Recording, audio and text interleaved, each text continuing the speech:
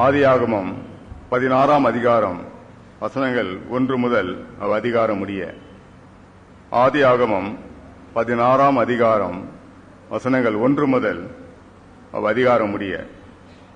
ஆதியாகமத்தின் வரலாற்று நிகழ்ச்சிகளை நாம் படித்துக் கொண்டு வருகிறோம். இந்த ஆதியாகமத்தின் சிறப்பான கதாபாத்திரங்களுடைய வாழ்க்கையிலே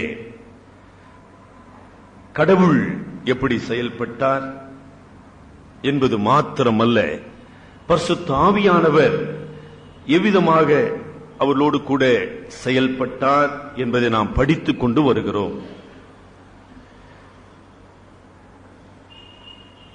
பரிசுத்த ஆவியானவருடைய பணியை பற்றி நாம் மறந்து போகக்கூடாது. பரிசுத்த ஆவியானவர் ரட்சிக்கப்பட்ட விசுவாசிகளுக்குள்ளே வாசம் பண்ணி விசுவாசிகளை பலப்படுத்தி, அதாவது ஞானத்தினாலும் பரிசுத்தத்தினாலும் கிருபையினாலும் தேவனுடைய சித்தத்தை பற்றிய அறிவினாலும் அவர்களை பலப்படுத்தி வழி நடத்துகிறார். அது மாத்திரமல்ல, அவிசுவாசிகளுடைய வாழ்க்கையிலும் அவர் செயல்படுகிறார். அவர்களுக்கு உணர்த்துகிறார். அவர்களுடைய வாழ்க்கையிலே கடவுளுடைய உண்மையை, கடவுளுடைய கிருபையை, கடவுளுடைய மீட்பையை உணரும்படியாக அவர் உணர்த்துகிற தேவனாயிருக்கிறார். அதுதான் ஆண்டவராகிய இயேசு கிறிஸ்து யோவான் 16ஆம் அதிகாரம் 8 வசனத்திலே சொன்னது. He convicts the world of their sin. பரிசுத்த ஆவியானவருடைய பணி ஆரம்பமாவது மனித உள்ளத்திலே பாவத்தை உணர்த்துவது. ஆவியானவர் மட்டும்தான் செய்ய முடியும், வேற யாரும் செய்ய முடியாது. பார்வோனா இருக்கலாம், பிலாத்துவா இருக்கலாம், அல்லது தேவனால் அழைக்கப்பட்ட விசுவாசிகளின் தகப்பனாகிய ஆபிரகாமா இருக்கலாம், தேவனால் தெரிந்து கொள்ளப்பட்ட என் இதயத்துக்கு ஏற்ற மனிதன் என்று சாட்சி பெற்ற தாவீதா இருக்கலாம், யாருன்னா இருக்கலாம். பாவத்தை உணரச் செய்கிற தேவன் பரிசுத்த ஆவியானவர் மட்டுமே. என்ன ஆச்சரியம் இல்லைங்களா? பரிசுத்த ஆவியானவர் உங்களுக்குள்ளே பாவ உணர்வை அனுதினமும் கொடுக்கிறாரா? அதுதாங்க ஆவியானவர் என்னோடு கூட இருக்கிறார் என்பதற்கு சரியான சான்றுங்க, சரியான சான்று. அதாவது ரோமர் 8:14 படிங்க. ரோமர் 8:14. தேவனுடைய ஆவியினாலே நடத்தப்படுகிறார்களோ அவர்கள் மட்டுமே தேவனுடைய புத்திரராயிருக்கிறார்கள். அதாவது பாவத்தை உணரச் செய்வது மாத்திரமல்ல, அது முதல் படி. அந்த பாவத்தை விட்டு மனம் திரும்ப பலனளிக்கிறவர் பரிசுத்த ஆவியானவர். மனம் திரும்பி கடவுளை கடவுளாக அங்கீகரித்து விசுவாசித்து கடவுளுடைய சித்தத்துக்கு ஒப்பு கொடுக்க செய்கிறவர் பரிசுத்த ஆவியானவர். அந்த 3 படிகளை பாத்தீங்களா? முதலாவது பாவத்தை பாவம் என்று உணர வேண்டும். 2, அவன் மனம் திரும்ப வேண்டும். 3, மனம் திரும்பின மனிதன் பரிசுத்த கடவுளின் சித்தத்தை செய்ய வேண்டும். ஆதியாகமம் 16ஆம் அதிகாரத்தில் அது நடக்குதுங்களா? நடந்ததா? நடந்தது. அதுல அயனின்னு சொல்லுவாங்க ஆங்கிலத்தில். அந்த 16ஆம் அதிகாரம் நமக்கு புகட்டுகிற ஒரு உண்மை, ரொம்ப கஷ்டமான ஒரு உண்மை. அதாவது ஆபிரகாம் மலைன்னு சொல்றோம், மலை இல்லையா? கடவுளுடைய வெளிப்பாட்டை பெற்றவன், கடவுளுடைய உடன்படிக்கை பெற்றவன். 15ஆம் அதிகாரத்தில் நம்ம பார்த்தோம். தேவன் அவனோடு கூட உடன்படிக்கை செய்தார் 15ஆம் அதிகாரத்தில், இல்லையா? எவ்வளவு பெரிய ஆச்சரியம்! கடவுளுடைய வாக்கு தத்தத்தை பெற்ற சுதந்திரவாளி, of the promises of God. Abraham அப்படி பாருங்க, 15ஆம் அதிகாரத்தில் எவ்வளவு கம்பீரமான ஒரு மனிதன், tremendous, இல்லையா? a great personality, தேவனால் தெரிந்து கொள்ளப்பட்டவன். தேவன் மீது வைத்த விசுவாசத்தினாலே தன்னுடைய ஜனத்தையும் வீட்டையும் நாகரிகத்தையும் சுகத்தையும் எல்லாவற்றையும் துறந்து தான் போகிற இடம் இன்னது என்று அறியாமல் விசுவாசத்தினாலே தேவனை பின்தொடர்ந்த ஒரு மனிதன் இல்லைங்களா? 16ஆம் அதிகாரத்தில் ஆபிரகாம் 6வது சோதனையை சந்திக்கிறான். கடந்த 5 சோதனைகளிலே வெற்றி பெற்றவன். ஆதியாமலை இன்னங்க இப்ப அதை படிச்சு நமக்கு இன்னங்க ஆக போகுதுங்கன்றீங்களா? அதனால்தான் கடவுள் திருச்சபையை பலவிதமான பாடுகளின் பாதையிலே கடந்து செல்கின்றார். 6வது சோதனை 16ஆம் அதிகாரத்தில் 5 சோதனைகளிலே வெற்றி பெற்றவன். அது நீங்க மறந்துடக்கூடாது. என்ன ஆச்சரியமான உண்மை! சோதோமின் செல்வம், the wealth could never overcome Abraham. சோதோமின் செல்வம், அதனுடைய மேன்மை, அதெல்லாம் ஆபிரகாம் துச்சமாக அப்படி தூக்கி எறிந்தான். எனக்கு தேவையில்லப்பா அந்த செல்வம். 5 ராஜாக்கள் இடத்துல நம்ம பார்க்கும்போது 5 ராஜாக்களை அவன் முறியடித்து உயிர்களையும் மிருகங்களின் உயிர்களை கூட அவன் மீட்டுக் கொண்டு வரக்கூடிய ஒரு வீர சாதனை புரிந்தவன். Tremendous feat of courage. முன்ன பின்னால ஆபிரகாம் சண்டை போட்டதா தெரியல. சண்டை போடக்கூடிய திறமையோ அல்லது பழக்கமோ உரியவன் அல்ல. But he made a tremendous victory. எந்த ஆபிரகாமை 16ஆம் அதிகாரத்தில் நம்ம சந்திக்கின்றோம்? அவனுக்கு வயது 86 சொல்லப்படுது. அதை ஆரம்பிக்க போது கிட்டத்தட்ட 10 ஆண்டுகள் 3ஆம் வசனத்தில் பாத்தீங்கன்னா கானான் தேசத்தில், அப்ப 75வது வயதிலே கானான் தேசத்திலே அடியெடுத்து வைத்த ஆபிரகாம் 10 ஆண்டுகள் அந்த விசுவாச ஓட்டத்திலே பொறுமையோடும் நம்பிக்கையோடும் விடாமுயற்சியோடும் சரியான லட்சியத்தை உடையவனாக சரியான லக்கை தொடர்கிறவனாக இருந்தான். ஒரு நல்ல காரியம், சின்ன விஷயம் இல்லைங்க. ஞானஸ்நானம் எடுத்து 10 மாசத்துல ஆளுங்களை தேடுற நிலைமையில் இருக்கிறோம் நாங்க சபையில. அவ்வளவு சீக்கிரம் பின் வாங்கிடுறாங்க மக்கள், அவ்வளவு சீக்கிரம் சோர்ந்து போயிடுறாங்க, அவ்வளவு சீக்கிரம் என்ன சார் கடவுள் எனக்கு செய்தி. 10 மாசம் நம்முடைய பொறுமைய காத்துக்கொள்ள முடியல. ஆனா ஆபிரகாம் 10 வருடங்கள் ஆங்கிலத்தில் he was consistent to his call. Tremendous. சின்ன விஷயம் இல்ல. அருமையானவர்களே, அப்படிப்பட்ட ஆபிரகாம் 16ஆம் அதிகாரத்தில் கொண்டு வரப்பட்ட சோதனையிலே வீழ்ந்து போனான். வீழ்ந்து போன ஆபிரகாமுக்கு ஆகார் என்கிற அடிமை பெண்ணின் மூலமாக பல அருமையான படிப்பினைகளை கடவுள் கற்றுத்தர விரும்பினார். அதான் விஷயம். அதான் அங்க சொல்லப்படுது. 15ஆம் வசனம், பெற்றால் இஸ்மவேல் ஆபிரகாமுக்கு சொன்னார். ஆண்டவர் ஆபிரகாமோடு பேசினாரா? இஸ்மவேலை பத்தி சொன்னாரா? ஒண்ணும் கிடையாது. ஆனா பேர் வைத்தவன் ஆபிரகாம் தான். அடிமை பெண்ணாகிய ஆகாரின் மூலமாக தன்னுடைய தாசனாகிய ஆபிரகாமுக்கு கடினமான படிப்பினைகளை கடவுள் கற்றுத்தந்தார். எவ்வளவு பெரிய மனிதரா நம்ம இருக்கலாம். We may be great personalities. We may have great achievements. ஐயா, கடந்த காலத்துல இதை கடவுள் எனக்கு செய்தார், அதை சாதித்த, அதை முறிச்ச, அதெல்லாம் ரொம்ப நல்லது தாங்க. நம்ம இல்லைன்னு சொல்லல. ஆனாலும் மனிதன் இயல்பிலே மாம்ச சிந்தைக்கு உரியவனாக, மனிதனுடைய இதயம் பாவ வழிகளை எளிதிலே பின்பற்றக்கூடிய பலவீனம் உள்ளவன். அதான் உண்மை. அததான் 16ஆம் அதிகாரம் நமக்கு புகட்டுகிறது. இந்த 16ஆம் அதிகாரத்தில் மனித தோல்வி, சும்மா தோல்வின்னு சொல்லக்கூடாதுங்க. எத்தனையோ சந்தர்ப்பத்தில் நம்ம தோல்வி இருக்கிறோம். ஆனா 16ஆம் அதிகாரத்தை நான் புதிய ஏற்பாட்டின் வெளிச்சத்தில் விசுவாசிகளோடு ஒப்பிட்டு பேச விரும்புகிறேன்.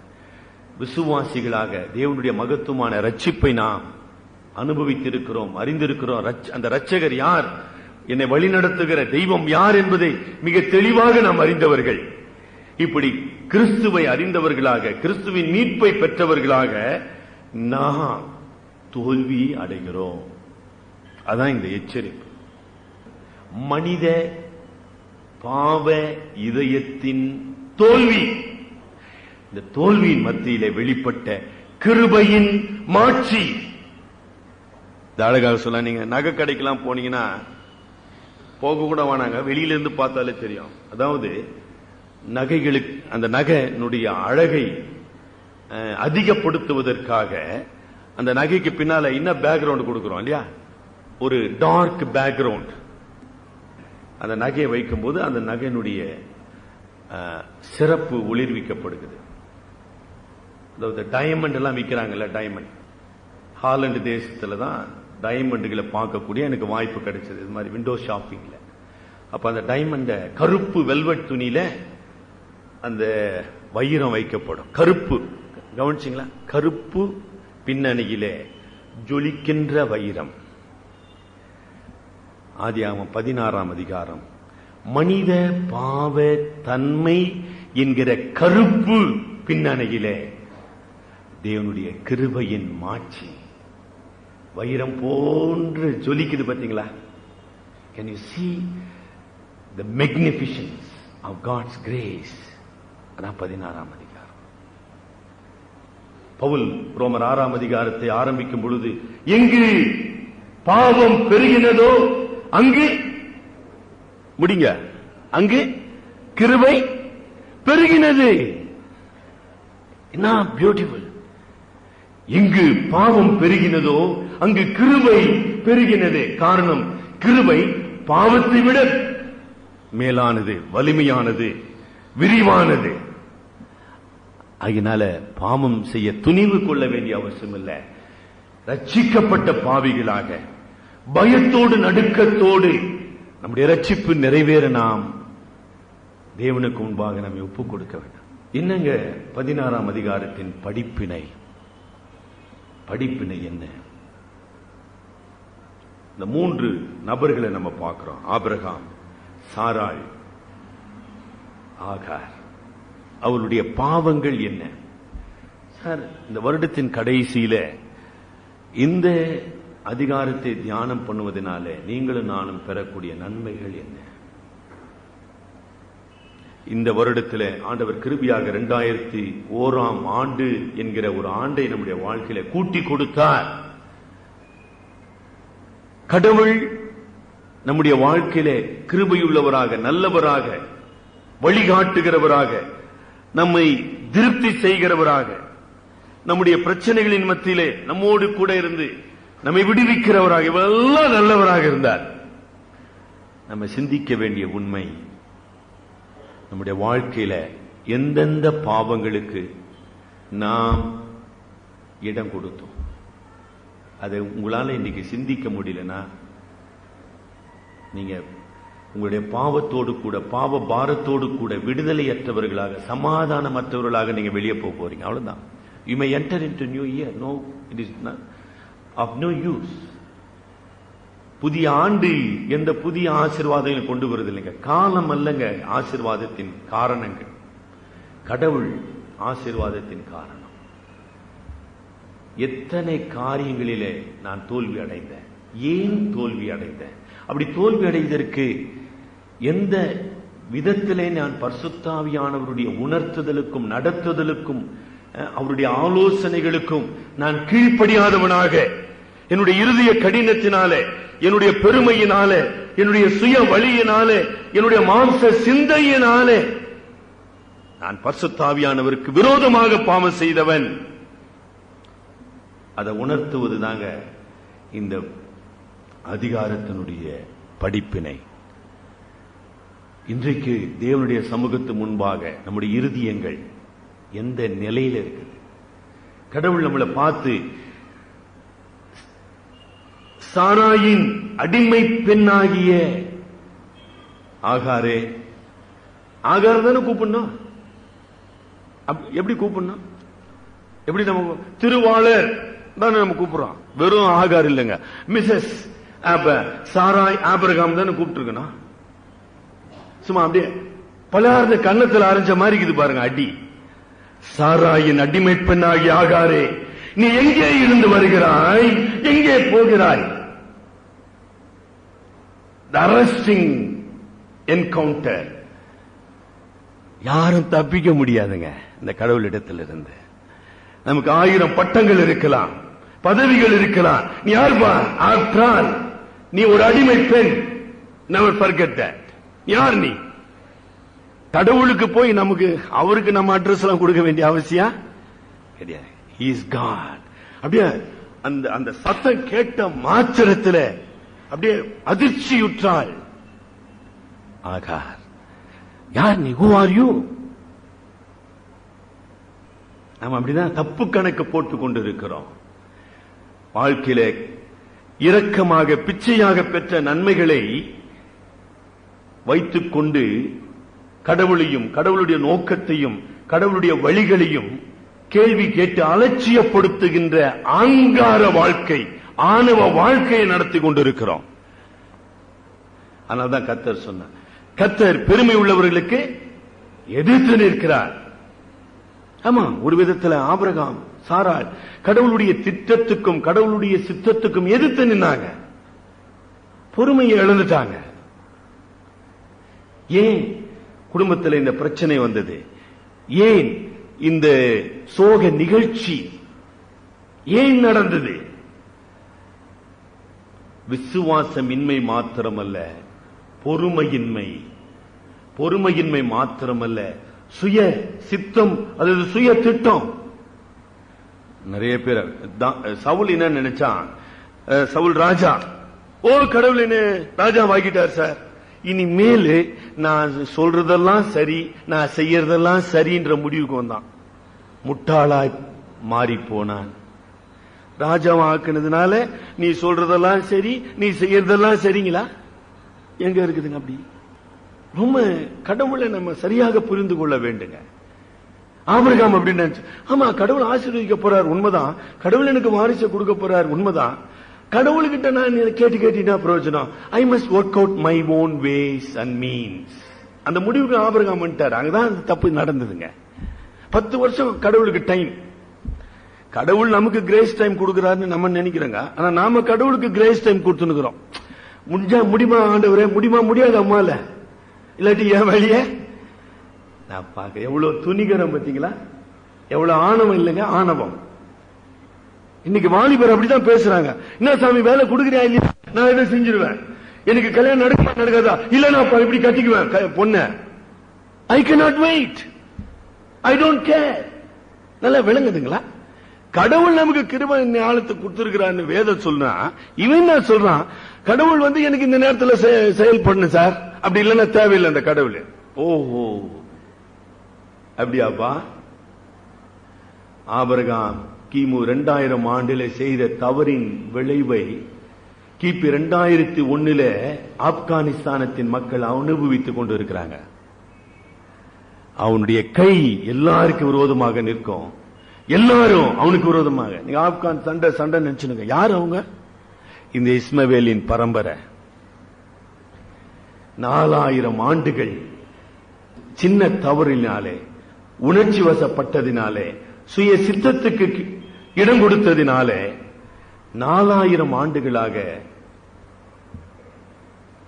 உலகத்தில் இஸ்மவேலினுடைய கை மற்றவர்களுக்கு விரோதமாகவும் மற்றவர்கள் அனைவரும் இஸ்மவேலுக்கு விரோதமாகவும் வாழ்ந்து கொண்டிருக்கிறார்.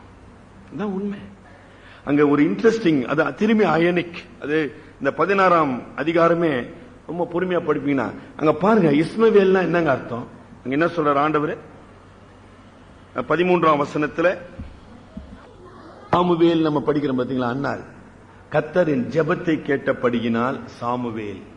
இங்கு கர்த்தர் உன் அங்கலாய்ப்பை கேட்டபடியினால் இஸ்மவேல். ஆபிரகாமே, உன்னுடைய தவறுகளினாலே, உன்னுடைய தவறுதலினாலே, உன்னுடைய கீழ்ப்படியாமையினாலே, உன்னுடைய அவிசுவாசத்தினாலே, உன்னுடைய சுய வழியினாலே இஸ்மவேல் பிறந்தான்.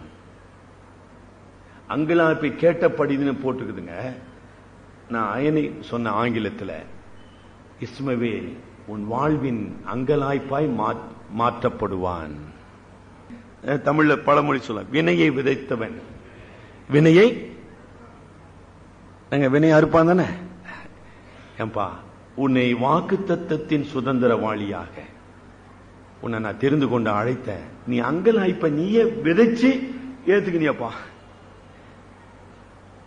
அதாங்க அங்கலாய்ப்பை கேட்டபடினால் இஸ்மவேல் ஆபிரகாமுடைய வாழ்க்கையில அங்கலாய்ப்பாக மாற்றப்பட்டவன். எனக்கு அருமையான மூத்த விசுவாச சகோதர சகோதரி, உங்களுடைய வாழ்க்கையில இன்னைக்கு அங்கலாய்ப்பு இருக்குதுங்களா? அங்கலாய்ப்புக்கு யார் காரணம்? எது காரணம்? சங்கீதங்களின் புஸ்தகம் 105, சங்கீதம் 105 14 15 படிங்க. சங்கீதம் 105 14 15. வனாந்தரத்திலே இச்சை உள்ளவர்களாகி அவாந்திர வெளியிலே தேவனை பரீட்சை பார்த்தார்கள். அப்பொழுது அவர்கள் கேட்டதை அவர்களுக்கு கொடுத்தார். அவர்கள் ஆத்துமாக்களிலோ இழைப்பை அனுப்பினார். என்னாகமம் 11ஆம் அதிகாரம் 33ஆம் வசனத்துல, நயா கடவுள் கொடுத்த மன்னா, பொழுது விஞ்சா பொழுது போனா மன்னா தேவையில்லை இல்லையா? பரீட்சை பார்த்தார்கள். கடவுள் காடை கொடுப்பாரா? பிரியாணி கொடுப்பாரா? கொடுப்பார்பா, கொடுத்தாரு. 33 படிங்க. என்னாகமம், தங்கள் பற்களின் நடுவில் இருக்கும் இறைச்சியை அவர்கள் மென்று, நல்ல கவனிங்க, இறைச்சி எங்க இருக்குது? குக்கர்ல வெந்து நில்லுங்க. It is not in the cooker, it is right in the mouth. பற்களின் நடுவே இறைச்சி இருக்குது. அது மென்னு முழுங்கிறதுக்குள்ள என்ன நடந்ததுங்க? கர்த்தருடைய கோபம் ஜனங்களுக்குள்ளே மூண்டது. கர்த்தர் ஜனங்களை மகா பெரிய வாதையினால் 11,000 பேர் அன்றைக்கு மரித்து போனார்கள். கிப்ராத் அப்பாவா. இன்னைக்கு நம்ம நினைக்கிறோம், ஓ கடவுள் என் சுய இச்சையில சுய வழியில நடந்த போது அந்த கடவுள் ஒண்ணு தடுக்கலையே, கடவுள் ஒண்ணு அதை தடுத்து நிறுத்தலையே, கடவுளை அதை விட்டாருப்பா. ஆனா சிற்றைய கூட அனுப்பினாரு. எப்படி எழுதப்படுது பாத்தீங்களா? வேதம் எப்படி எழுதுறாரு பாருங்க. ஆவியானவர் இறைச்சி, அவர்கள் எதை இச்சித்தார்களோ வாய்க்குள்ள இருந்தது, அது முழுங்கிறதுக்குள்ள அவர்கள் மரித்து போனார்கள். என்ன கொடுமை பாருங்க. இதுதாங்க மாம்ச சிந்தையினுடைய வாழ்க்கை. கடவுள் நீதியுள்ள தேவன், பரிசுத்தம் உள்ள கடவுள். நம்முடைய வழிகளிலும் நம்முடைய சுயமான காரியங்களிலும் கடவுளை நாம் நினைக்கிற ஆங்கிலத்தில் we cannot manipulate God for our lustful living. You cannot manipulate. No. மிக ஜாக்கிரதையா இருக்கணும்.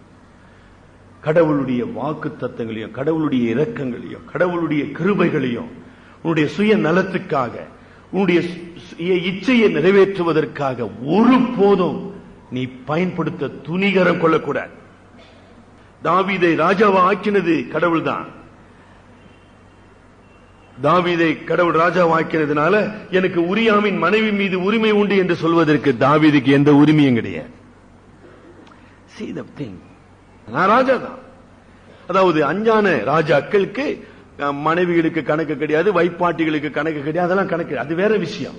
தாவீதே, நான் உன்னை ராஜாவாக்கினேன், நீ எப்படி ஆட்சி செய்யணும்? என்னுடைய சித்தத்தை செய்கிறவனாக நீ இருக்க வேண்டும், உன்னுடைய சித்தத்தை செய்கிறவனாக அல்ல. God has given us so many privileges. எத்தனையோ பேருக்கு இல்லாத ஆசீர்வாதங்களை உங்களுக்கு எனக்கு தந்திருக்கலாம். ஆனால் எவை அந்த ஆசீர்வாதங்கள்? எதற்கு? ஆகாரை அடிமையாக தேவன் கொடுத்தார். அந்த ஆகாரை உனக்கு மனைவியாக கொடுக்கவில்லை. அந்த ஆகார் மூலமாக உனக்கு வாரிசை ஏற்படுத்தும் என்று ஆண்டவர் சொல்லவில்லை. ஆபிரகாமுடைய பாவங்கள் என்ன? அதுதான் அவிசுவாசத்தினாலே, விசுவாசம் இன்மையினாலே தவறான வழிகளை, தவறான பரிகாரங்களை, அல்லது தவறான இடத்திலே பரிகாரங்களை தேடுதல். We are seeking solutions in the wrong places with the wrong means. இதுக்கு பேரு விசுவாச வாழ்க்கையா? அதுதான் விசுவாச வாழ்க்கையா? இன்றைக்கு இந்த 30ஆம் தேதி சிந்தனை பண்ணிப்பார். என்னுடைய வாழ்க்கையில கடவுளுடைய ஆசீர்வாதங்களை தவறான வழியிலும், தவறான நபரிலும், தவறான விதத்திலும் நான் தேடிக்கொண்டு இருக்கிறேனா, அடைய முற்படுகிறேனா? அதுதான் கேள்வி. கடவுள் என்ன கொடுக்கிறார் ஆண்டவரே, அதுல நான் திருப்தியா இருக்கணும் சாமி. நான் மன ரம்மியமா இருக்க கற்றுக்கொள்ள வேண்டும். கடவுளிடத்திலிருந்து பெறுகிற நன்மைகளுக்காக இடைவிடாமல் அவரை துதித்து, அவரை ஆராதித்து, அவரை வணங்க வேண்டும். கடவுளை நான் துதிப்பது, ஆராதிப்பது நன்மைகளை பெறுவதற்காக அல்ல, நன்மைகளை பெற்றதற்காக. இரண்டுத்துக்கு ரொம்ப வித்தியாசம். ஆபிரகாமே என்ன செய்தான்? கடவுள் அவனுக்கு வைத்திருந்த வாக்கு தத்தத்தின் ஆசீர்வாதமாகிய பிள்ளை பேற்றை பாவ மனிதனிடத்தில் எதிர்பார்த்தான். இந்த ஆகார் எனக்கு வாக்கு தத்தத்தின் பிள்ளையை பெற்றுக் கொடுப்பாளா? பெற்றுக் கொடுக்க மாட்டேன். அதே மாதிரிதான் இந்த சாராயம் பாருங்க, 2ஆம் வசனத்துல சாராய் இது எப்படி இருக்குது? படிக்கிறதுக்கு ரொம்ப நல்லதா இருக்கிற மாதிரி இருக்குதுங்க. She was complaining, murmuring, blaming God for her state. Is it a confession of faith? அதுவா விசுவாசத்தின் அறிக்கை? பாத்தீங்களா? அவளால முடியல. பொறுத்து பார்த்துட்டீங்கன்னா சொல்லிட்டா கடவுளையே குற்றப்படுத்த ஆரம்பிச்சிட்டான். கடவுள் பாத்தீங்களா அங்க கான்ட்ரடிக்ஷன். ஆபிரகாமுக்கு கடவுள் சொல்ற, நான் உன்னை ஆசீர்வதிக்கவே ஆசீர்வதிப்பேன், நான் உன்னுடைய சந்ததியில வானத்து கான்ட்ராஸ்ட பாருங்க. கடவுள் உன்னை ஆசீர்வதிப்பேன், நான் உனக்கு பிள்ளையை கொடுப்பேன், நீ என்ன முடியாத அளவுக்கு அல்லாஹ் கடவுள் சொல்லுகிறார். இவன் என்ன சொல்றா? கடவுள் என்ன ஆசீர்வதிக்கலங்க, நான் பிள்ளைய பெற முடியாதுங்க, கடவுள் நல்லவர் இல்லைங்க, கடவுள் மறந்துட்டாருங்க, கடவுள் பொய் சொல்வாருங்க, கடவுளால முடியாதுங்க, அவரு கடவுளே கிடையாதுங்க. அழகா வந்து பாத்தீங்களா? முடிவு கொண்டுட்டான். நீங்களும் அப்படிதான் சொல்லிக் கொண்டு இருக்கலாம். ஏன் நிறைய பேர், எத்தனையோ பேர் இன்னைக்கு ஆலயத்துல காணோம். கடவுள் என்ன சார் செஞ்சாரு? நீங்க வேற ஒன்னும் செய்யல சார் என் வாழ்க்கையில, கடவுள் ஒன்னும் செய்யலங்க, கடவுள் இதை தடுத்துட்டாரு, அதை கொடுக்கல, அதை மாத்திட்டாரு, இதுல கொண்டாந்து நிறுத்திட்டாரு. இப்படிதான் we start blaming God. இந்த அவிசுவாச குறைவினாலே ஆங்கிலத்தில் டிப்ரெஷன் சொல்லுவாங்க. உங்களுக்கு எனக்கு அந்த அந்த விதமான மன சோர்வு, மன அழுத்தம் வரலாங்க. ஆபிரகாமும் சரி, சாராளும் சரி, அவிசுவாசத்தினால, அதாவது விசுவாசம் இன்மையினால இந்த மன அழுத்தத்துக்குள்ளாக வந்து அந்த நிலையில தீர்மானிக்கிறாங்க எதை? ஆகாரை ஏற்றுக்கொள்ள வேண்டும். எந்த நிலைமையில அவங்க தீர்மானிச்சாங்க? கடவுளோடு அவளுடைய உறவு, கடவுளோடு நெருக்கமான உறவுல அந்த 2ஆம் வசனத்தை அவங்க சிந்தித்தாங்களா? இல்ல. கடவுளுடைய உண்மைய, கடவுளுடைய வல்லமைய, கடவுளுடைய கிருபை எல்லாவற்றையும் கேள்வி கேட்டவர்களாக, மறந்தவர்களாக. பார்த்தீங்களா? இங்கதான் ரோமர் 12ஆம் அதிகாரம் நம்மோடு பேசுதுங்க. ரோமர் 12ஆம் அதிகாரம் எடுங்க அந்த வசனம். என்ன சார் அங்க சொல்லப்படுது? ரோமர் 12:1-2. நீங்கள் உங்கள் சரீரங்களை பரிசுத்தமும் தேவனுக்கு பிரியமுமான ஜீவ பலியாக ஒப்புக் கொடுக்க வேண்டும் என்று தேவனுடைய இரக்கங்களை முன்னிட்டு உங்களை வேண்டிக் கொள்ளுகிறேன். நீங்கள் பூரணமான சித்தம் இன்னதென்று பகுத்தறியத்தக்கதாக உங்கள் மனம் புதிதாகிறதுனாலே. Is it any difference? ஆதியாகமம் 16ஆம் அதிகாரத்துக்கும் ரோமர் 12ஆம் அதிகாரத்துக்கு ஏதாச்சும் வித்தியாசம் இருக்குதுங்களா? இன்றைக்கு நமக்கு இருக்கிற அதே பிரச்சனை. ஏன் சார் நான் அதை செய்யக்கூடாது, ஏன் சார் அப்படி செய்யக்கூடாது, எப்படிப்பா செய்யற? இந்த உலகத்துல எல்லாம் அப்படி செய்யறாங்க சார், நானும் செய்யறேன் சார். ஓஹோ, எல்லாரும் லவ் பண்ணிட்டு அப்புறம் அவங்களை கிறிஸ்டினா மாத்துறாங்க சார். நான் கூட லவ் பண்ணி கல்யாணம் பண்ணிட்டு அப்புறம் நான் கிறிஸ்டினா மாத்திருவாங்க. நான் மாத்த முடியாதா? என்ன நீங்க என்ன சார், நீங்க கடவுளை விட ஞானங்க, என்ன ஞானம் இல்லைங்க. நீங்கள் இந்த பிரபஞ்சத்திற்கு ஒத்த வேஷம் தெரியாமல். சாய்ஸஸ். ஆபிரகாம், சாராய் எதை தெரிந்து கொண்டாங்க? விசுவாசத்தினாலே. 2 பேதுரு 1ஆம் அதிகாரத்தில் சொல்கிறபடி விசுவாசத்தோடு தைரியம், தைரியத்தோடு ஞானம், ஞானத்தோடு பொறுமை, பொறுமையோடு இச்சை அடக்கம். அதை தெரிந்து கொண்டார்களா? இல்லை. இந்த உலகத்தின் வழி, குறுக்கு வழி ரொம்ப நல்லது சார், இன்னும் எப்ப சார் புள்ள பெறுது, நீங்க என்ன சார் நீங்க இல்ல. ஆங்கிலத்தில் ஃப்ரஸ்ட்ரேஷன் சொல்லுவாங்க, விரக்தி, தோல்வி, தோல்வி மனப்பான்மை, கிடைக்கவில்லையே என்கிற ஏக்கம், தவிப்பு, இப்படி உணர்ச்சிகளினாலே ஆட்கொள்ளப்பட்டவர்கள் தான் விபரீதமான முடிவுகளை எடுப்பவர்கள். நம்ம கூட விபரீதமான தவறான முடிவுகளை எடுக்கிறோம். எப்பங்க? உணர்ச்சி வசப்படும் போது, உணர்ச்சி வயப்படும் போது தவறான முடிவுகளை நாம் எடுக்கின்றோம். ஆபிரகாம், சாராள் அப்படிப்பட்ட தவறான முடிவு எடுத்தாங்க.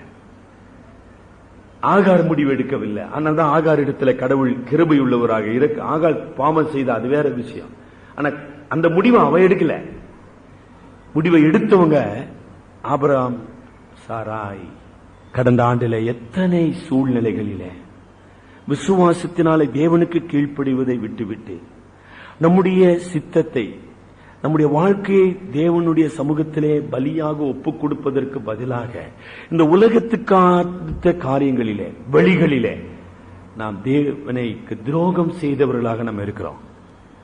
அதான் இங்க செஞ்சாங்க ஆபிரகாம். அதான் ஜார்ஜ் வில்லியம்ஸ் எழுதுகிறார், commentator. It is easy for a sinful nature to substitute God with anything else. பாவ மனித இதயத்துக்கு கடவுளை விட்டுட்டு மீது எல்லாத்தையும் அவன் நம்புவான், சார்ந்து கொள்வான். அதான் உண்மைங்க. அதனால கவனமா இருக்கணும். இது விசுவாசத்தினால் வருகிறதா, தேவனுடைய சித்தத்தினாலே கொடுக்கப்படுகிறதா, தேவனுடைய சித்தத்தை பொறுமையினாலும் காத்திருப்பதினாலும் நான் பெற என்னை ஒப்பு கொடுக்கிறேனா, அல்லது என்னுடைய சுய ஞானத்தினாலே, திறமையினாலே அதை அடைய முற்படுகிறேனா? 2 பேதுரு 1ஆம் அதிகாரம் 5 முதல் 7 வசனங்களிலே நான் விசுவாசிக்கிறேன் விசுவாசிக்கிறேன் என்று சொல்லுகிறேன். ஆனா விசுவாசத்திலே அங்கு ஞானம் உண்டா, இச்சை அடக்கம் உண்டா, பொறுமை உண்டா, விடாமுயற்சி உண்டா? அதெல்லாம் இல்லனா அந்த விசுவாசம் கனி தர முடியாது. கலாத்தியர் 4ஆம் அதிகாரத்தில் ஆகாரை குறித்தும், சாராயை குறித்தும், இஸ்மவேலை குறித்தும், ஈசாக்கை குறித்தும் அங்கு பவுல் பேசும் பொழுது, இஸ்மவேல் அடிமை பெண்ணின் மகன், கிரியையின் மார்க்கம். ஈசாக்கு சாராயினுடைய மகன், வாக்குத்தத்தம் பண்ணப்பட்ட மகன், விசுவாசத்தின் மகன். There are two principles: principle of law and works, principle of faith and grace. என்ன பியூட்டிஃபுல். சின்ன விஷயம் இல்லைங்க, சின்ன விஷயமா நமக்கு தெரியுது. 16ஆம் அதிகாரம். மனித வாழ்க்கை என்பது இந்த 2 பிரமாணங்களுக்குள்ளே போராடி கொண்டிருக்குது. பாவ மனிதன் சொல்கிறான், என்னுடைய கிரியையினால, என்னுடைய திறமையினால, என்னுடைய சக்தியினால நான் எல்லாவற்றையும் அடைய முடியும். I can become God. நான் மனிதன் தெய்வமாகலாம். கடவுள் சொல்றார், மனிதன் தன்னுடைய கிரியினாலும் தன்னுடைய பாவத்தினாலும் அவன் அழிவுக்கு உரியவனாக மாற்றப்படுகிறான். கிருபையினாலே மாத்திரமே, விசுவாசத்தினால் மாத்திரமே நீ தேவனுடைய சுதந்திரவாளியாக வாழ முடியும். ஆகார் கிரியின் மார்க்கம், ஆகார் அடிமைத்தனத்தின் வாழ்க்கை, சாராய் விடுதலையின் வாழ்க்கை, ஈசாக்கு விசுவாசத்தின் வெற்றி, a symbol of victory of faith. 2 வித்தியாசமானது, 2 வழிகள். ஆபிரகாம் அவ்வளவு பெரிய மனிதன், இந்த விஷயத்துல சோதனைக்கு அவன் இணங்குகிறான். பொறுமையை இழந்ததினால் அநியாயத்திற்கு உட்படுகிறான். என்னங்க அநியாயம்? சரிங்களா, என்ன அநியாயம்? 6ஆம் வசனம் பாருங்க. ஓடி போவதற்கு காரணமாக ஆபிரகாம் தன்னுடைய இசைவை கொடுக்கிறான், அநியாயத்துக்கு உட்படுகிறான். இன்னொரு விதத்தில் தேவனுடைய பிரமாணத்துக்கு ஆதியாகமம் 2:24 படி கடவுள் ஒருவனுக்கு ஒருத்தி என்கிற கடவுளுடைய பிரமாணத்தை மீறுகிறவனாக, தன்னுடைய வசதிக்காக, சூழ்நிலையின் நிர்பந்தத்துக்காக, குறுக்கு வழியிலே வாரிசை பெறுவதற்காக அதை மாற்றி அமைத்துக் கொண்டான். அது மாத்திரமல்ல, அவன் அநியாயத்துக்கு தன்னை உட்படுத்துகிறவனாக மாறி போனான். ஆனா யோபுனுடைய வாழ்க்கையில படிச்சிருக்கீங்களா? யோபு சரித்திரா, யோபு வீட்டுல போய் படிச்சு பாருங்க. யோபு ஆபிரகாமின் சமகாலத்திலே வாழ்ந்த மனிதனுங்க. ஆபிரகாமும் யோபும் சமகாலத்தில் வாழ்ந்தவர். யோபு சொல்றான், என்னிடத்துல ஏதாவது ஒரு அநியாயத்தை நீங்க பார்க்க முடியுமா? எந்த ஒரு அடிமைக்காவது நான் அநியாயம் செய்தேன், துரோகம் செய்தேன்னு யாராச்சும் சொல்ல முடியுமாப்பான்னு கேட்கிறான். See the difference. அப்ப ஏன் ஆபிரகாம் இந்த தவறுக்கு கீழ்ப்படினான்? சுயம், சுய வழி, சுய சித்தம். எங்கு சுயம் ஆளுகிறதோ அங்கு கிறிஸ்துவனுடைய ஆளுகை இருக்க முடியாது. சாராயை பத்தி நாம் பார்க்கும்போது என்ன அவளுடைய தவறுதல்கள் என்ன? கடவுளுடைய வழிக்கு ஒப்பு கொடுப்பதற்கு பதிலாக உலக வழியை பின்பற்றுகிறாள் இல்லைங்களா? அதாவது ஒரு அடிமை பண்ண தன்னுடைய கணவனுக்கு கொடுப்பது அன்றைய ஒரு வழக்க முறை. அது உலகம். அதுக்கும் வேதத்துக்கும் அதுக்கும் சத்தியத்துக்கும் எந்த சம்பந்தமும் கிடையாது. ஆனா அவளுடைய சிந்தையெல்லாம் தன்னுடைய அவப்பெயர், தனக்கு பிள்ளை இல்லையே என்கிற ஒரு தவிப்பினால என்ன செய்றா? இந்த தவறான ஆலோசனையை அவள் தருகிறாள். நாமளும் அப்படிதான் வாழ்கிறோம். அநேக நேரத்தில் விசுவாசிகளாகிய உங்களையும் என்னையும் கூட சாத்தானானவன் பல சந்தர்ப்பங்களிலே உலக வழிகளினாலே, உலக பழக்கங்களினாலே, உலக முறைகளினாலே, உலக நோக்கங்களினாலே நம்மை ஆட்கொள்ளுகிறான். வேற ஒண்ணு இல்லை. நம்ம கடவுளுடைய பிள்ளைகள் தான். ஆனா உலகத்தினுடைய கவர்ச்சி, உலகத்தினுடைய மயக்கம். அதனால்தான் 1 யோவான் 2:15 படிங்க. 1 யோவான் 2:15-16 அன்பு கூறாதிருங்கள். ஒருவன் உலகத்தில் அன்பு கூர்ந்தால் அவனிடத்தில் பிதாவின் அன்பில்லை. ஏனெனில் மாம்சத்தின் இச்சையும் கண்களின் இச்சையும் ஜீவனத்தின் பெருமையும் ஆகிய இவைகள் உலகத்தில் உள்ளவைகள் எல்லாம் பிதாவினால் உண்டானவைகள் அல்ல, அவைகள் உலகத்தினால் உண்டானவைகள். ஆக சாத்தான் நம்மை சோதிக்கிற இடம் எங்கே? இந்த பாவ உலகம், பாவ இச்சைகள், பாவ மேன்மைகள், கவர்ச்சிகள். அதற்கு சாராய் இடம் கொடுக்கிறார். அவ்வளவுதானுங்களா? கணவனை சோதிக்கிறாள். சோதனை எப்படி இப்படிலாம் வருதுங்க. ஆனா இந்த இடத்துல தன் கணவனை விசுவாசத்திலிருந்து விழச் செய்வதற்காக சோதிக்கிற ஒரு மனைவியாக மாறி போனாள். மிக துக்கமான காரியம். தவறான சுயநலமான திட்டத்துக்கு கணவனை இணங்க வைக்கிறாள். ஆனா அந்த காரியத்தை ஏவாள் செய்த மாதிரி எனக்கு ஒண்ணும் தெரியலங்க. ஏதேன் தோட்டத்துல முதல் பாவம் நடந்த போது ஏவாள் கனிய சாப்பிட்டால் உண்மைதான், இணங்க வைக்கவில்லை. அநேக நேரத்தில் குடும்ப வாழ்க்கையில அங்க திருப்பி அயனையும் பண்றது. இவதான் ஆகார நீ எடுத்துக்கோன்னு சொல்றா. ஆகாரின் மூலமாக என்ன கட்டப்படுமா என் வீடு? எவ்வளவு பெரிய தவறான ஒரு எதிர்பார்ப்பு. ஆங்கிலத்தில் சில்லி மைண்டட்னஸ் சொல்றோம். சாராளுடைய பிரச்சனை எல்லாம் இன்னைக்கு எனக்கு குழந்தை பிறந்ததுதான் பிரச்சனை. கடவுளுடைய பிரச்சனை எல்லாம் சாராயுடைய வாரிசின் மூலமாக உலகத்தின் இரட்சகராகிய இயேசு கிறிஸ்து இந்த உலகத்துக்கு வர வேண்டும். கடவுளுடைய திட்டம் எவ்வளவு உயர்ந்தது. உனக்குள்ளே இந்த பூமியின் வம்சங்கள் எல்லாம் ஆசீர்வதிக்கப்படும். God has a wonderful plan. நம்முடைய அறிவுக்கு அப்பாற்பட்ட சாராய்க்கு அது விளங்கி இருக்குமா?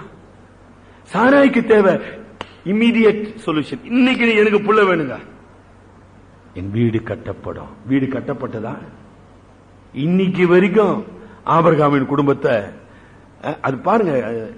இது ஒண்ணும் ஏதோ எதிர்பாராத நடக்கிற விஷயம் இல்லைங்க. பாருங்க, இஸ்ரவேல் ஒரு சின்ன நாடு, செங்கல்பட்டு டிஸ்ட்ரிக்டை விட சின்னதுங்க.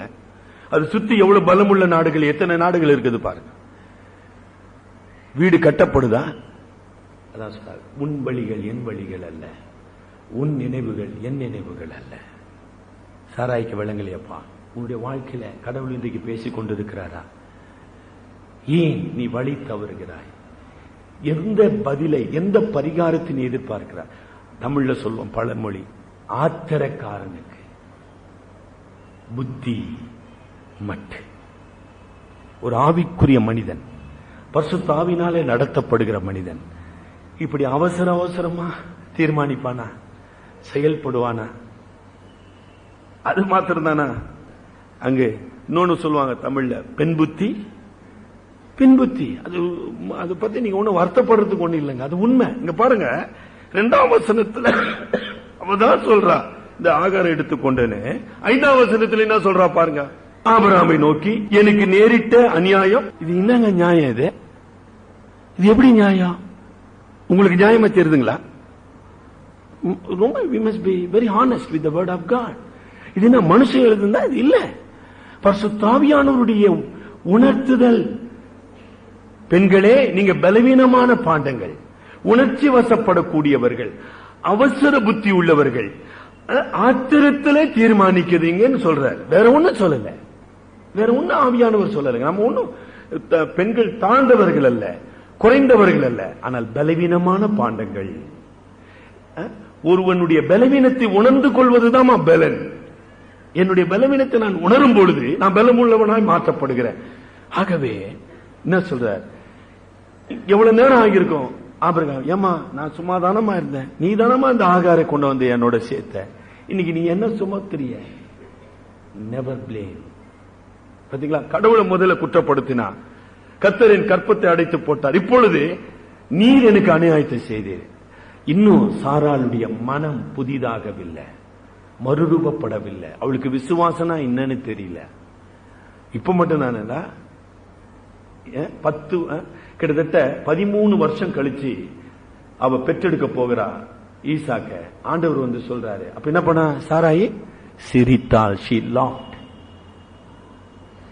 சாராய் கதாபாத்திரம், பெரிய கதாபாத்திரம். சாராய் கற்றுக் கொடுக்கிற படிப்பினைகள் என்ன கற்றுக்கொண்டுமா? சாராய் தன்னுடைய இஷ்டத்துக்கு, தன்னுடைய வழிக்கு கணவனையும் மனிதர்களையும் கடவுளையும் பயன்படுத்த முற்படுகிறாள். புத்தியுள்ள பெண் தன் வீட்டை கட்டுகிறாள். அதோட அந்த வசனம் நிக்கலீங்களே, அதோட நின்னுச்சா வசனம்? அதுக்கு அடுத்ததாங்க ரொம்ப வசனம். புத்தி இல்லாத பெண் தன் வீட்டை தன் கைகளால் இடித்து போடுகிறாள். ஜீரணம் பண்ணாத முடியும், என்னால ஜீரணம் பண்ண முடியலங்க. தன் கைகளால் தன் வீட்டை இடித்து போடுகிறாள். புத்தி இல்லாத பெண். இன்னைக்கு ஆவியானவர் என்னை காண்கிற தேவன். நீங்க சொல்ல முடியுமா கடவுளை? தேவரே, நீர் என்னை காண்கிற தேவன், என்னை வாழ வைக்கும் தேவன், என் வீட்டை கட்டுகிற தேவன், என் வாழ்க்கைக்காக ஒரு உன்னத திட்டத்தை வைத்திருக்கிற தேவன். ஆண்டவரே, அதை அறிந்தவனாக ஒரு புத்தியுள்ள பெண்ணாக என் குடும்ப வாழ்க்கையை நான் கட்ட எனக்கு உதவி செய்ய. இந்த ஆண்டு நீங்கள் எடுத்த தீர்மானங்கள், நீங்கள் உங்கள் குடும்ப வாழ்க்கையில டிசிஷன் மேக்கர்னு ஆங்கிலத்தில் சொல்றோம், கணவன் மனைவி டிசிஷன் மேக்கர்ஸ். உங்களுடைய ஆலோசனைகள், உங்களுடைய தீர்மானங்கள் குடும்பத்தை கட்டுவதாக அமைந்ததா, குடும்பத்தை இடிப்பதாக அமைகிறதா? Think it over. ஒன்னும் அவசரம் கிடையாது. என்ன பரிதாபமான நிலை இல்லைங்களா? அதாவது அந்த 5ஆம் வசனத்துல என்ன செய்றாவ? அப்படியே கைவிடப்பட்டவளாக பைத்தியக்காரி மாதிரி ஆயிட்டாவ.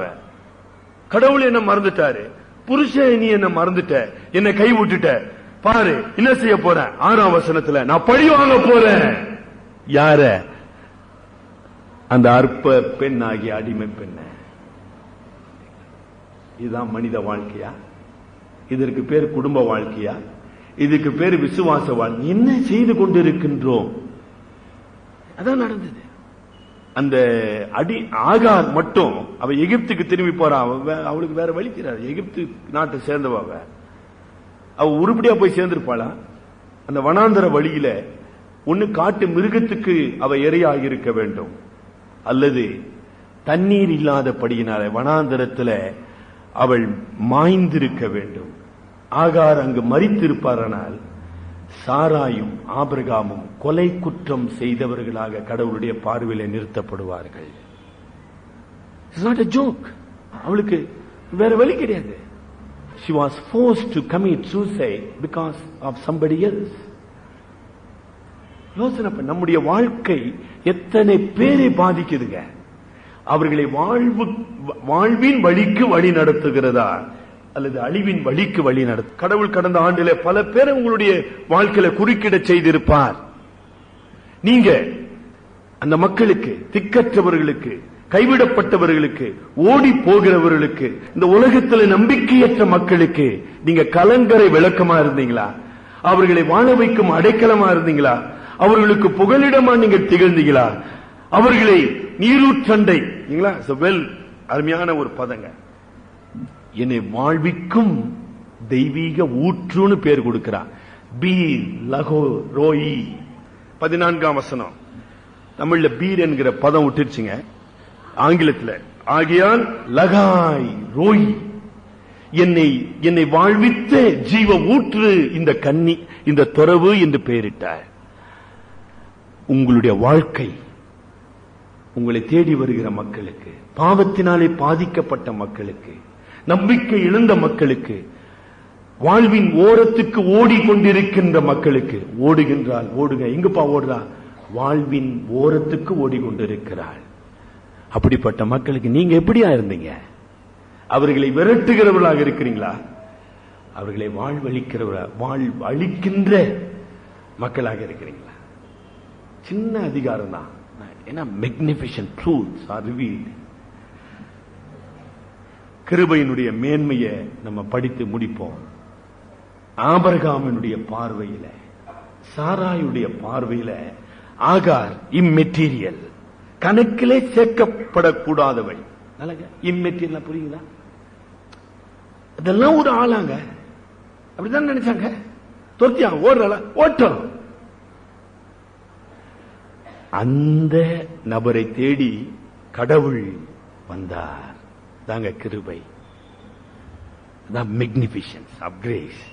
யாரை தேடி வருகின்ற கடவுள்? இந்த உலகத்தினாலே பழி வாங்கப்பட்டவர்கள், இந்த உலகத்தினாலே ஒதுக்கப்பட்டவர்கள், இந்த உலகத்தினாலே சூறையாடப்படுகிறவர்கள், அவர்களை தேடி வருகிற ரட்சகர். காரணம், அவர் ரட்சகர், ரட்சிக்கிறவர். ஆகார் நல்லவள்னு சொல்லலைங்க.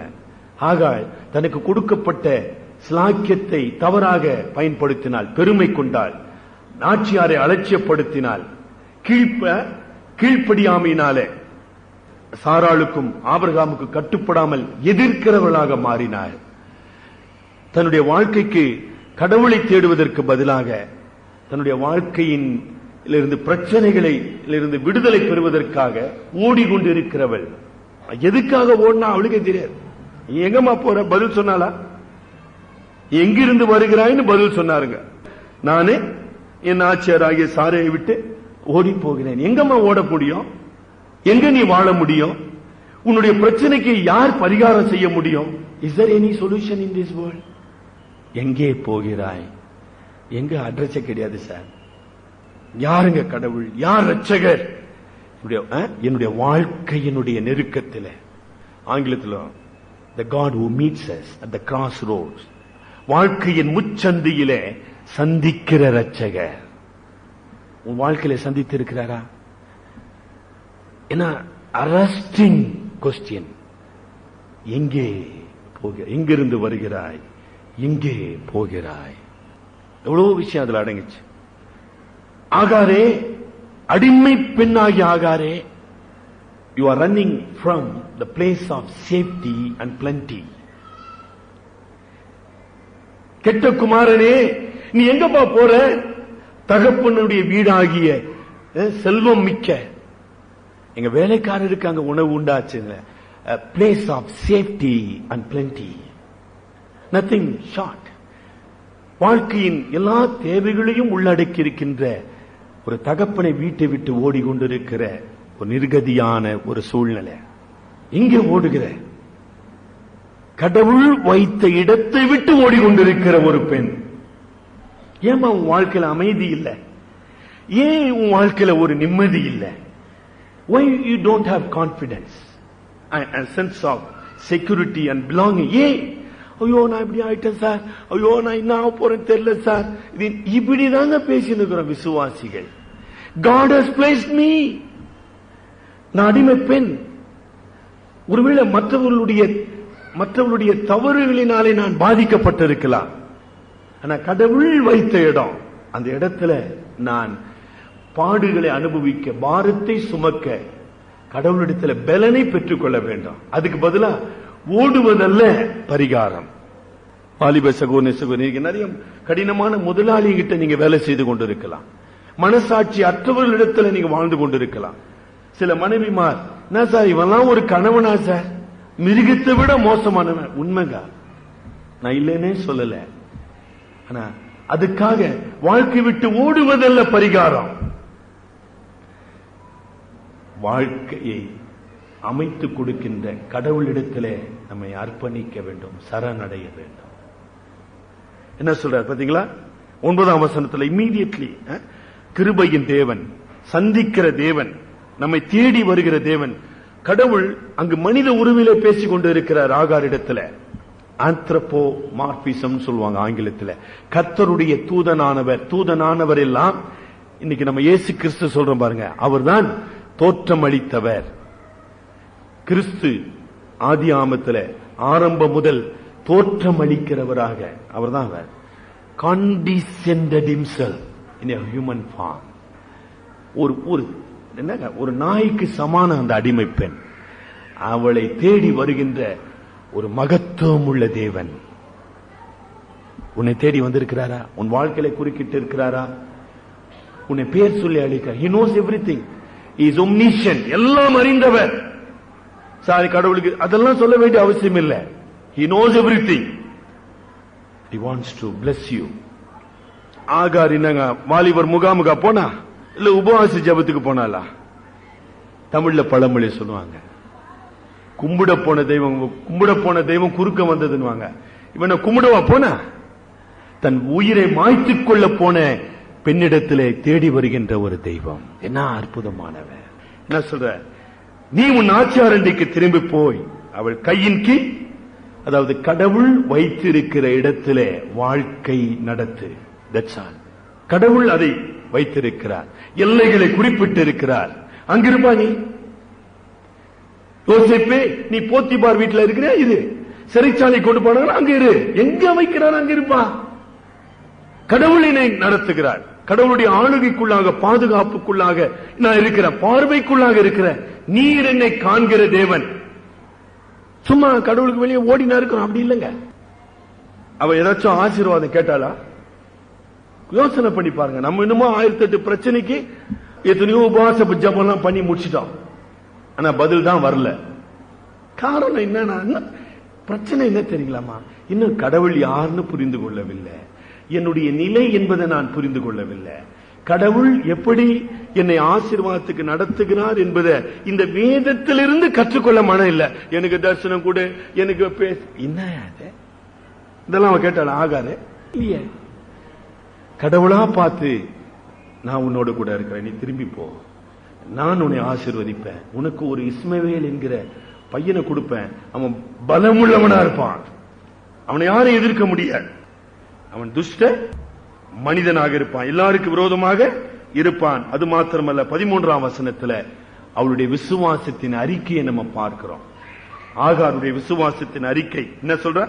என்னை காண்பவரை நான் இவ்விடத்தில் கண்டேன். அதாவது பரிசுத்த கடவுளை கண்டு, ஐயோ நான் உயிரோடு இருக்கிறேன், அப்படி அதிர்ச்சியில பேசுறா. என்னை காண்பவரை நான் கண்டேன். என்னை கண்டு அவர் என்னப்பா செய்தார்? என்னை வாழ வைத்த தெய்வம், எனக்கு வாக்களித்த தெய்வம், எனக்கு புனர் வாழ்வு அளித்தவர், என்னுடைய வம்சத்தை ஆசீர்வதிப்பேன் என்று வாக்களித்தவர். ஏல் என்றால் கடவுள், இஸ்மவேல், உன் அங்கலாய்ப்பை கேட்கிறவன் நான். தலைவணங்கி செபிப்போம். காலையிலே கடவுள் உன்னை காண்கிறவராக இருக்கிறாரா? உன் வாழ்க்கையிலே குறுக்கிடுவராக இருக்கிறாரா? உன் அங்கலாப்பை கேட்கிறவராக இருக்கிறாரா? உனக்கு ஒரு வாழ்க்கையை அடைக்கலத்தை தருகிறவராக இருக்கிறாரா? கடந்த ஆண்டிலே தேவனுடைய கரம், தேவனுடைய சமூகம், தேவனுடைய வாக்குத்தத்தம் எப்படிப்பட்டதாக உன் வாழ்க்கையில் இருந்தது? அதே நேரத்தில் ஆபிரகாமை போன்ற, சாராயை போன்ற வாக்குத்தத்தத்தை பெற்றவளாக, விசுவாசத்தின் மக்களாக நாம் அவிசுவாசத்தினாலே கடவுளுக்கு துரோகம் செய்திருப்போமானால், கடவுளுடைய வார்த்தையை அலட்சியப்படுத்தி கடவுளுடைய திட்டத்தை குறுக்கு வழியிலே நிறைவேற்ற முயற்சித்திருப்போமானால் நாம் மனம் திரும்ப வேண்டும். மனம் திரும்ப வேண்டும். கடவுளின் திட்டத்தை, கடவுளின் நோக்கத்தை மனித முயற்சிகள் மாற்ற முடியாது. என்ன கடவுளுடைய திட்டம்? ஈசாக்கின் மூலமாக, வாக்குத்தத்தத்தின் மூலமாக கிறிஸ்து என்கிற இரட்சகர் இந்த உலகத்துக்கு கொடுக்கப்பட வேண்டும். அந்த திட்டத்தை மனித முயற்சிகள், சாராள், ஆகார் போன்ற மக்களினாலே மாற்றி அமைக்கப்பட முடியாது. ஒன்று. 2, கடவுளுடைய திட்டம் எல்லா தடைகளையும் மீறி செயல்படுத்தப்படும். உன்னுடைய வாழ்க்கையில கடவுளுடைய திட்டத்தை நீ நிறைவேற்றிக் கொண்டு இருக்கிறாய் என்பதை அறிந்திருக்கிறியா? சகோதரி, சகோதரியே, உன்னுடைய வாழ்க்கையின் சூழ்நிலைகள், பிரச்சனைகள், உன்னுடைய அங்கலாய்ப்பு, உன்னுடைய கண்ணீர், உன்னுடைய வேதனை எல்லாவற்றையும் கடவுள் அறிந்தவராக இருக்கிறார். நீ என்னை காண்கிற தேவன். அறிக்கை செய்வாயா? ஆண்டவரே, எல்லாம் உமக்கு தெரியும் சுவாமி, எல்லாம் தெரியும். பேதுரு உயிர்த்தெழுந்த ஆண்டவருக்கு முன்பாக கண்ணீர் விட்டு அழுத, ஆண்டவரே நீர் அறிவீர், ஆண்டவரே நான் யார் என்பதை நீர் அறிவீர். அவசர புத்தி, ஆத்திர புத்தி, மாம்சத்தின் சிந்தை, கடவுளுக்கு பதிலாக உலகத்தின் வழிகளை சார்ந்து கொள்வது, தன்னுடைய பிரச்சனைக்கு நாமே பரிகாரத்தை தேடுவது அல்லது ஓடி போவது. எங்க ஓட முடியும்? 139ஆம் சங்கீதத்தில் தாவீது பாடுகிறார், எங்கே ஓடுவேன்? நான் பூமியின் கடையாந்தரங்களுக்கு சென்றாலும் அங்கேயும் உமது சமூகம் என்னோடு இருக்கிறது. சமுத்திரத்தின் ஆழத்தில் நான் படுக்கை போட்டாலும் அங்கேயும் உமது கை என்னை தாங்குகிறது. என்னை கேட்டுக்கொண்டிருக்கிற வாலிப சகோதரனே, சகோதரியே, உன்னுடைய வாழ்க்கை அலைகழிக்கப்படுகிறதா? ஓடிக்கொண்டிருக்கிறாயா? எங்கே போகிறாய்? எங்கு வாழ்வு கிடைக்கும்? எங்கு பதில் கிடைக்கும்? வாழ்வளிக்கும் ஜீவ ஊற்று உன்னை தேடி வந்த இயேசு கிறிஸ்து. பாவ மன்னிப்பு மாத்திரமல்ல, பரிசுத்த வாழ்வு. பரிசுத்த வாழ்வு மாத்திரமல்ல, பயனுள்ள ஒரு வாழ்வு, ஆசீர்வாதத்தின் வாழ்வு.